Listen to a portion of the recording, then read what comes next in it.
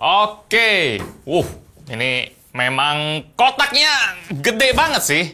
Ini akhirnya kita udah bisa dapetin PS5, Sony PlayStation 5. Ini barang yang mungkin hype-nya paling gede di tahun 2020. Barang yang memesnya, gadget yang memesnya paling banyak selama tahun 2020 karena disebut-sebut sebagai impian para pria. Ya, kalau misalnya tadi Anda lihat di openingnya tadi, Anda udah lihat kalau cowok-cowok itu pada noleh semua ketika saya sengaja nyamar buat bawa PS5 ini di publik. Jadi pas saya lagi jalan ada yang noleh, terus pas lagi duduk ada yang ngeliatin juga. Jadi entah kenapa PS5 ini begitu populer di tahun 2020. Ya, saya udah tahu sih jawabannya karena dari dulu PlayStation itu ibaratnya mainan dari kecil lah, dari zaman PS1, PS2, PS3, PS4, dan sekarang PS5. Jujur aja saya PS1 sama PS2 bener-bener doyan mainnya, itu mainan utama saya selama masa kecil, nggak main komputer. Kalau PS3 sama PS4 saya agak skip, dan di PS5 ini baru saya baru mulai perhatiin lagi karena juga ya tambah doyan gadget. Kalau dulu saya mungkin agak cuek kali ya, main PS ya main aja. Kalau sini saya jadi tertarik sama loncatan teknologi yang dia punya selain soal hype-nya juga. Jadi sekarang kita langsung coba unboxing dulu. Ini barang pinjaman dari Raja Esport, itu salah satu channel YouTube di Indonesia. Dan itu sebenarnya channel YouTube-nya bukan kerjaan utama mereka, tapi kerjaan utama mereka itu sebagai tim e-sport profesional. Yang utamanya itu ada soal main FIFA katanya. Jadi di channel-channel YouTube mereka banyak ngebahas soal FIFA. Waktu itu juga mereka ngajak saya main bareng FIFA, tapi saya lagi nggak bisa, jadi bisanya unboxing doang. Dan Instagram mereka juga banyak banget ngebahas soal game-game. Jadi langsung follow aja Instagram mereka dan subscribe aja channel mereka. Thank you Raja Esport yang udah minjemin PS5 nih. Sesuatu yang langka banget sih, yang saya pikir nanti pas resmi aja baru beli.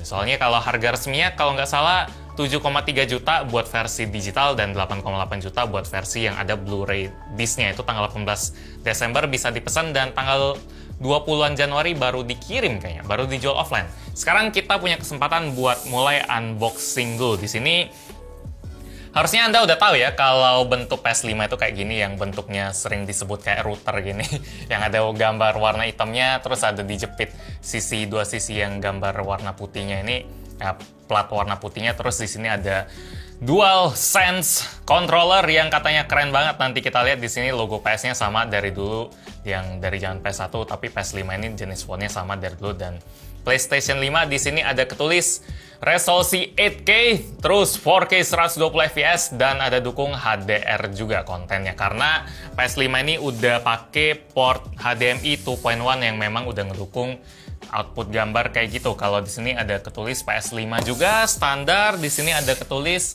PS5, ada mungkin ini isi di dalamnya ya, ada PS5-nya sendiri. Kalau kita lihat di sini, ini kayaknya versi yang Blu-ray disc punya, yang lebih mahal, yang 8,8 juta. Di sini ada stand-nya, ada dockingannya, dan di sini ada DualSense controller-nya. Sampai di bagian controller pun waktu itu sampai dijadiin meme sama. Pokoknya kalau saya rasa sih sebenarnya PS5 ini hype-nya lebih ke ya orang udah jadi impian yang ditunggu-tunggu. Soalnya kan PS4 itu keluarnya 2013 loh, dan 7 tahun selanjutnya baru ada PS5. Jadi wajar aja kalau semua orang tuh penasaran PS yang baru itu gimana. Mainan yang ada dari masa kecilnya itu zaman sekarang udah kayak gimana, udah secanggih apa. Jadi wajar aja. Walaupun game yang bisa dimainin di sini yang bener-bener dibikin buat efisien di PS5 itu sebenarnya baru 5, setahu saya. Ada Miles Morales, terus ada ya bahkan saya nggak tahu yang lain, ada NBA 2K21 dan lain-lain. Kalau di sini kita dapatnya versi Jepang ya, makanya di sini tulisannya hiragana sama kanji sama katakana semua, walaupun ada sedikit ada I/O, integrated I/O, ada CPU, SSD dan lain-lain. Di sini dia juga kasih lihat kalau PS5 ini bisa ditaruh secara horizontal, dibaringin bukan ditegakin. Walaupun di sini dia ditegakin, tapi di sini juga kita dikasih info kalau dia bisa dibaringin. Sini ada DualSense-nya. Karena saya nggak ngerti apa tulisannya, cuma kayaknya bisa ini tahu sute nahi apa terus ini kokoni entah artinya apa, cuma bisa tahu gitu-gitu doang. Mungkin habis ini harus collab sama Jerome kali ya, tapi ya lagi entah main PS nggak ya orang kayak dia, orang sepintar dia. Oke. Ngomong-ngomong saya mau kasih tahu dulu karena ini sebelumnya udah pasti di unboxing oleh Raja Esport, mereka udah bikin kontennya duluan, jadi ini mungkin nggak bakal sama kayak PS5 versi yang bener-bener BNIB alias baru diplastikin semua. Jadi di sini kita ada dikasih adapter kayak gini, nggak mungkin PS5 ngasih adapter kayak gini. Ini di rumah juga ada yang kayak ginian, dan di sini ada pas banget sih rasanya. Saya memang udah nonton reviewnya, katanya DualSense controller ini bener-bener pas di tangan karena dia bentuknya melengkung-melengkung bagian kiri, bagian kanan kirinya, bagian pegangannya. Dan bener aja, ini bener-bener pas di tangan karena kalau stick PS1 sampai PS4 itu kan dia bagian sininya dia lurus gitu. Dan tangan manusia itu kan nggak bener-bener lurus, dia melengkung-melengkung. Jadi ketika DualSense controllernya dibikin melengkung, rasanya jadi wow, ini pas banget sih. Nanti kita lihat lebih jauh lagi. Sekarang kita coba lihat isi detail dari kotaknya. Di sini ada dockingannya. Jadi kalau kita mau taruh di orientasi apapun, terutama di mode landscape, kita harus pakai ginian. Bahkan di orientasi portrait pun Sony nyaranin kalau kita pakai yang ginian biar airflow-nya lebih bagus. Di sini kita ada dikasih kabel HDMI. Ini yang udah 2.1 punya. Terus di sini ada kabel USB Type A to USB Type C.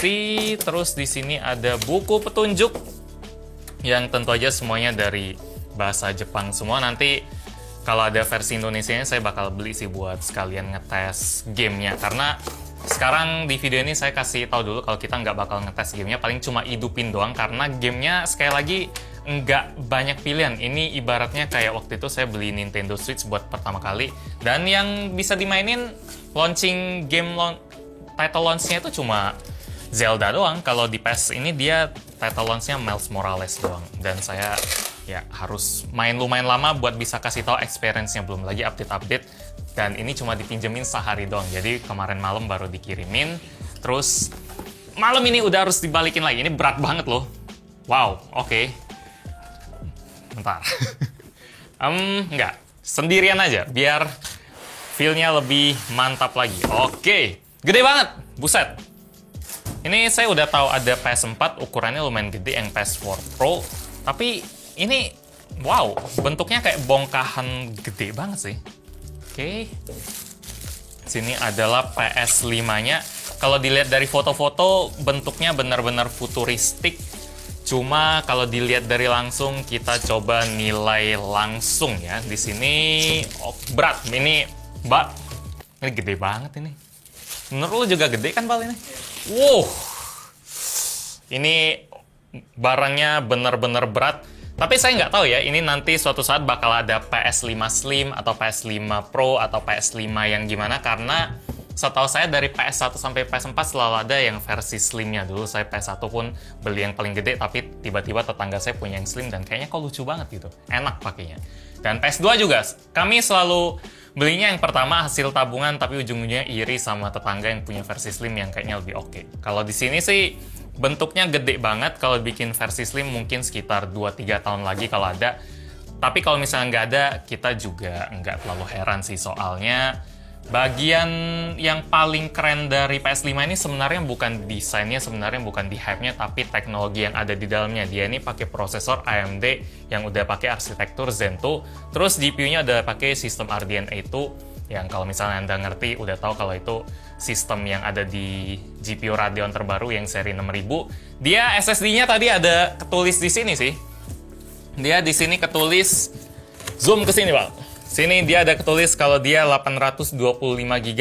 Dia bisa kita upgrade lagi karena dia pakai SSD M2 yang bisa kita copot sebenarnya bagian kanan kiri, tapi karena ini bukan punya saya nggak terlalu berani. Terus dia ada pakai optical Blu-ray disc juga, dan satu lagi apa ya, RAM-nya 16 GB. Ini kalau secara spek udah sangat jauh ngelewatin PS4 sih. Oke, ini logo PS-nya ada di sebelah sini ternyata. Oke, jadi kalau hadap depan kayak tadi, kalau misalnya dilihat dia lengkungannya nggak semengkilat kayak yang saya bayangin sih. Soalnya kalau saya lihat di foto ini bagian kanan kirinya kayak bener-bener mengkilat banget, tapi setelah dipegang ini bentuknya matte biasa aja. Kalau dari sini dia dari plastik glossy yang tentu aja kalau kita tempelin sidik jari pasti lumayan kotor, cuma namanya konsol ya, nggak bakal kita banyak pegang terus, kecuali di bagian sini nih. Dia ada tombol eject sama ada tombol power, tombolnya masih fisik gini. Di sini ada slot USB Type-C, ada USB Type-A, dan di sini tempat buat masukin kaset. Lo tipe yang pakai kaset atau pakai digital? Kaset ya? Kenapa? Bisa juga lagi, bener. Itu salah satu alasan orang beli kaset sih, walaupun harga PS ini lebih mahal 1,5 juta, tapi kalau misalnya kita beli kaset kan zaman sekarang game-game itu ya main tamat punya, kayak Spider-Man kalau udah kelar ya kita bisa barter, grup Facebooknya banyak, kita bisa jual lagi walaupun lebih murah 100-200 ya udah, yang penting kita udah main. Tapi kalau digital itu benar-benar kekunci sama account kita, dan kaset juga bisa dipamerin sih. Kalau digital kan ya pamernya pas PS-nya dihidupin doang. Jadi saya sih tim kaset sih. Kalau misalnya Anda tim digital boleh di bawah, tulis di bawah aja. Walaupun lebih praktis sebenarnya memang. Jadi kalau misalnya kita PS-nya di rumah, terus kita login di tempat lain, kita bisa download. Enaknya sistem digital kayak gitu sih, tapi kemana-mana tetap tim kaset lah. Di sini di belakangnya fan-nya gede banget. Ini udah kayak AC blower yang ada di dalam ruangan gitu. Yang ini ya sini blower semua. Terus di sini ada Kensington lock, terus di sini ada dua port USB Type A yang harusnya udah 3.1. Kalau dari warnanya ada kabel port LAN, Ethernet, RJ45 apapun namanya. Di sini HDMI 2.1 dan ini kabel powernya. Di sini ada sedikit itu ya, kelihatan nggak? Kelihatan ya. Nah, kalau diberdiriin kelihatan. Ada lambang segitiga, kotak sama bulatnya. Nggak terlalu ya. Kalau di sini ada lambang segitiga, kotak sama bulat, dan di bagian ujung sini coba gue foto aja ya, biar lebih gampang. Di bagian dalam sini ada tekstur yang lucu banget sih. Detail yang entah kenapa Sony bisa kepikiran gitu, kayak niat banget. Makronya kurang nih. Jadi ya gitu si PS5, kesan pertama saya, barang ini gede banget sih. Kalau misalnya kita taruh sini, oke lah. Buat saya desainnya agak berani. Ini agak mirip-mirip. Jadi inget desainnya Seto Kaiba juga, yang ada pakai kerah yang diangkat itu loh dari Yu-Gi-Oh. Kalau misalnya Anda tahu, di tengahnya hitam, di sini kayak ada kerah dari jubah atau apa gitu. Kalau ditaruh di tempat yang putih kayak gini, di tempat yang minimalis kayak gini, PS5 cocok sih. Misalnya ditaruh kayak gini nih. Kalau dilihat kayak gini, kayak raksasa banget kalau dilihat dari bawah. Kalau di sini dia cocok, cuma saya nggak tahu ya kalau misalnya rumah Anda desainnya kayak gimana. Kalau misalnya di sini, ya ini stand out, lumayan mencolok dan lumayan cocok juga sebenarnya. Mungkin harus di tempat yang, mungkin kalau misalnya interior rumah Anda kayak ala-ala Jawa gitu, yang tradisional, mungkin kalau taruh ini kayak benda asing banget ya. Tapi kalau di tempat yang minimalis ini cocok, jadi desainnya lumayan berani lah. Coba kita kalau tidurin gimana? Sony sih sebenarnya nggak ngerekomenin ditempatin kayak gini sih, tapi katanya bagusnya di kayak giniin. Coba gimana? Ini, pas banget sih. Jadi di bagian belakang sini dia ada lekukan yang pas, jadi kita bisa masukin dengan enak. Bagian fan-nya ini ada keangkat, ada kayak dockingannya. Terus di bagian bawah sini juga aliran udaranya lebih bagus. Sony sih lebih nyaranin kayak gini. Kalau misalnya kita tidurin, coba Kalau kayak gini dia kelihatan udah lurus sih. Ini posisi yang bakal lebih cocok kalau misalnya Anda punya lemari TV yang ada lacinya gitu, yang kebuka. Karena di rumah saya juga PS-nya diselipin di sana sih, PS4. Tapi ini lumayan tinggi, jadi Anda harus pastiin dulu apakah si PS4 ini bisa masuk. Contohnya ke mana ya? Misalnya di laci ini aja deh. Waduh, lepas lagi. Harus ditimpa sih. Kalau misalnya dia mau diberdirin, kalau misalnya dia mau diberdirin kan nggak bisa. Tapi ya dia harus diginiin jadinya kalau misalnya lemari TV Anda kayak gitu. Sorry Raja Esport, tadi barusan lepas. Jadi kalau nggak pakai dockingan kayak tadi, dia bakal goyang-goyang dan itu sama sekali nggak bagus. Apalagi kalau misalnya Anda pakai Blu-ray disc dan dia goyang-goyang, itu nggak bagus banget sih. Oke, sekarang kita coba hidupin aja.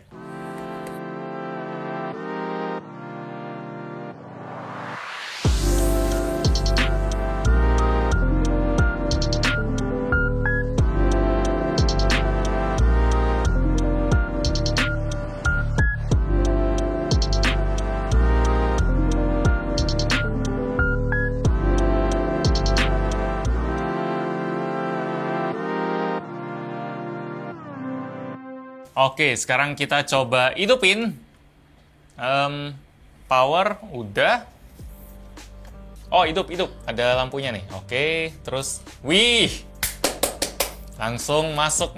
Coba dia pakai PS1. Ini pakai speaker agak gede. Kalau widescreen dia nggak itu sih. Nggak full. Tekan tombol PS yang ada di controller. Kita tekan aja. Wow, oke. Kita select, gede banget. Oke. Oke. Oh, bisa digedein. Maksimal gini deh. Kalau misalnya kita mau kecil lagi bisa. Ini kayak settingan TV lama gitu loh. Oke, HDR-nya bisa. Clean banget sih. Ada God of. Gambarnya bagus banget loh. Oke. FIFA 21 Astro Playroom, ini yang katanya bisa manfaatin controllernya banget. Kita coba Astro Playroom aja. Jadi katanya DualSense controller ini punya spesialis. Selain dia enak banget buat dipegangnya, ini bener-bener enak. Anda harus coba pegang sendiri biar tahu gimana rasanya ngehandle si DualSense ini. Dan satu lagi ada bagian yang bener-bener kayak next gen banget dari controller PS5 ini, ada di triggernya L2 dan R2. Jadi kalau misalnya dulu kan ya kita tekan triggernya gini-gini aja.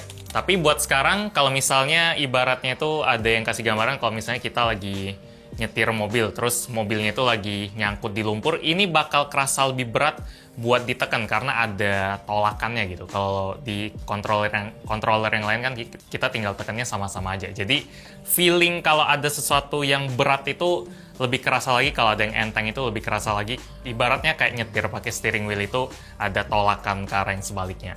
Ini harus dicoba di lebih banyak game lagi sih. Oke. Getarannya juga jauh lebih mantep. Nanti mungkin kalau misalnya Anda pengen ngerasain PS5 mungkin di toko-toko kayak Urban Republic bakal itu kok ada PS1, ini PS2. Di toko-toko yang bisa ngetes game kayak Urban Republic mungkin bisa langsung ngetes di sana. Ini getarannya pun di bagian sini dan bagian sini dia bisa gerak. Jadi getarannya mungkin sensornya nggak cuma di satu tempat doang. Sini juga. Ya. Ini saya kerasa ada nyangkut, coba bisa nggak? Jadi kalau gini kan enteng nih, terus Nah, sampai di ujung dia lebih enteng lagi. Kayak bener-bener apa ya? Gimana gambarnya? Kayak nendang atau apa? Jadi di awal kita pelan, terus kenceng, terus pelan lagi. Ini keren, terus kita bisa gini juga. Kalau ini PS4, ya ada juga. Oke, gerakannya juga mantap. Kalau Astro Playroom ini lebih ke Astro Playroom ini lebih ke demo-demo aja sih. Jadi mungkin suatu saat ada game mobil, kan banyak yang bilang, lu main game gak usah lebay deh kayak gini-ginian, mobilnya tetap muter sama aja. Di PS5 mungkin bakal beda karena kontrolernya sekarang udah bisa detect kalau Anda itu lebay atau enggak. Mungkin malah nggak usah pakai joystick lagi, tapi tinggal kayak gini-gini udah bisa. Ini mikrofon ada di bawah sini. Terus di sini juga ada pinnya, tempat kita buat docking bisa. Satu controller, banyak fungsi sih. Ini saya jadi ingat sama Joy-Con-nya Nintendo. Oke, next. Udah insting ya, kalau mau mukul itu tekannya kotak. Oke, terus, tarik, terus lempar. Oke. Sip lah, jadi gitu aja dulu video unboxing buat Sony PlayStation 5. Nanti kalau misalnya ada versi Indonesianya bakal coba saya beli. Kalau misalnya ada, kalau misalnya nggak ada, saya nggak bakal maksa beli karena itu lebih ke hype-nya doang. Saya pengen ingetin sekali lagi. Karena kalau misalnya Anda benar-benar doyan nge-game, pengen main Miles Morales, sebenarnya di PS4 juga ada. Karena nyawa dari sebuah konsol itu sebenarnya lebih ke gamenya. Makanya ada brand-brand yang sampai pengen eksklusif satu game karena itu yang benar-benar penting. Mau secanggih apapun, tapi kalau gamenya belum banyak yang bisa dicoba, itu agak percuma juga. Ini kalau kita jalan di kaca pun rasanya kayak lagi jalan di kaca loh, karena ada feedback dari sini. Terus kalau kita nyampe sini, ketukannya jadi lebih enteng. Mau coba, Bal? Lu jalan-jalan biasa di sini, itu mungkin bisa ditekan. Ini tombol power, ini tombol eject. Jangan masuk dulu. Getar ya? Getar. Aha. Iya ya. Nah, terus lu jalan di kaca itu loh. Dia kayak sengaja banget ngasihnya. Di rumput aja tadi lumayan keras. Tuh. Iya. Kerasa sih. Di rumput juga? Gua nggak masuk rumput sih. Lumayan kayak, coba deh. Oke, coba di rumput ya. Iya sih. Getarannya mantep banget ini. Belum kalau kita udah cobain ini. Jadi, saya nggak sabar buat nyobain banyak banget game baru di PS5. Cuma sekarang ya, saya nggak pengen kebawa hype harus ngantri-ngantri gimana lah. Yang penting udah sempat nyobain dan memang sekeren itu. Ini hype-nya sesuai, hype-nya worth it banget. Kalau 7 juta, 7,8 atau 7,3 atau 8,8 apakah recommended atau enggak? Kalau misalnya ini konsol buat sampai 5 tahun ke atas ya jelas recommend banget sih buat main. Kecuali Anda pemuja PC kelas berat, PC Master Race. Jadi gitu aja dulu unboxing PS5. Like kalau suka, dislike kalau nggak suka, dan kita ketemu lagi di video selanjutnya. Yo. Ini CPU-nya. GPU, oke. Ini benar-benar, ya ada ray tracing soalnya. Iya. Benar-benar mamerin lah ke jagonya itu. Kayak kalau ada hijau di sekitarnya, dia bakal mantulin warna hijau di sini. Cahaya kuning gitu. Cool.